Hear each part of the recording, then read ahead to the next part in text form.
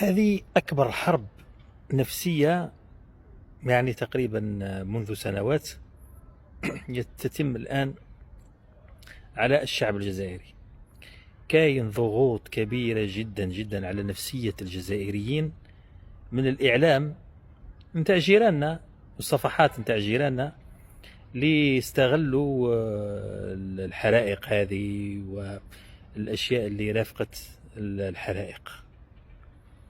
راكم تشوفوا الصفحات نتاعهم يقول لك باللي الدولة الجزائرية ما عندهاش طائرات إطفاء الحرائق، يقول لك باللي الدولة الجزائرية استغنات على الشعب الجزائري وخلاته، وكلام كثير راكم تشوفوه ينتشر على مئات الآلاف من الصفحات. راكم روماركيتو غير تصرى حاجة في الجزائر يبدأوا مئات الآلاف الصفحات من المروك يبدأوا كلهم يخاطبوا الجزائريين ويحاولوا يلعبوا لهم على المورال.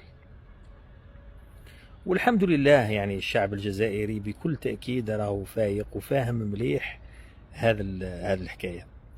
الحرائق هذه يعني أنا متأكد وكما الجميع رانا متأكدين أنها يعني شدة وتزول، مسألة نتاع أيام قليلة تتم السيطرة عليها نهائيا. وحتى مشكلة التيار الكهربائي اللي يعني نتيجة الحرارة الشديدة والناس كامل يستخدموا الكليماتيزور، والكليماتيزور راكم عارفين هذه الأجهزة تسحب كهرباء بزاف، وبالتالي تشكل أيضا ضغط وتعطل توزيع الأمثل لهذه المادة.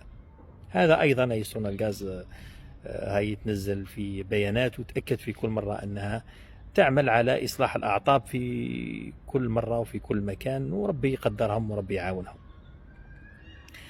إذا راكم تشوفوا البروباغندا، يعني احنا الآن ما راناش نكذبوا عليهم ولا رانا نزيدوا عليهم ولكن هذه البروباغندا راكم تشوفوها اللي وصلت حتى أنهم حابين الشعب الجزائري يخرج ويطلبوا منه أنه يخرج ويتظاهر. راكم تشوفوا قدامكم مثلا هذا العنوان حطوا موقع مغربي يطالب الجزائريين بالخروج. يعني هذا الموقع ما كتب والو على ضحايا الحوز اللي في المروك ما عندهمش، يعني من عندهم 4 سنوات ناس ما عندهمش مأوى، وما يكتب والو على ضحايا فيضانات أسفي اللي ما زالوا ثاني عايشين في الخلاء وعايشين في العراء.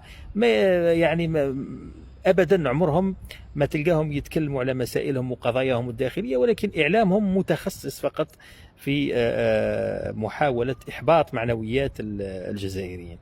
واحنا الجزائريين كما قلت لكم رانا قاريين الموضوع وفاهمينه مليح. من ضمن الاشياء اللي يقولوها يقول لك باللي ما كانش طائرات اطفاء الحرائق في الجزائر، والحرائق راهي قاعده غير تنتشر وما كاين والو والدوله ما دارت والو. وزاره الدفاع الوطني قدمت لنا يعني صور حيه من الميدان كيفاش طائرات اطفاء الحرائق على اعلى تكنولوجيا، يعني من احدث طائرات اطفاء الحرائق في العالم راهي موجوده عندنا هنا في الجزائر، وساهمت بشكل كبير وبشكل فعال في اخماد الكثير من الحرائق. وانما الحرائق العدد نتاعها كبير، يعني انت عندك في يوم واحد فقط يعني اكثر من 190 حريق، والطائرات هذه يعني مهما كان عددها يعني مش راح يكون 190 يعني، فبكل تاكيد يعني وقع اللي وقع في بعض الأماكن، ومع ذلك الشعب الجزائري كان واقف، والشعب الجزائري كان جندي حقيقي. احنا دائما نقولوا باللي الشعب الجزائري هو جزء لا يتجزأ من الجيش الشعبي الوطني.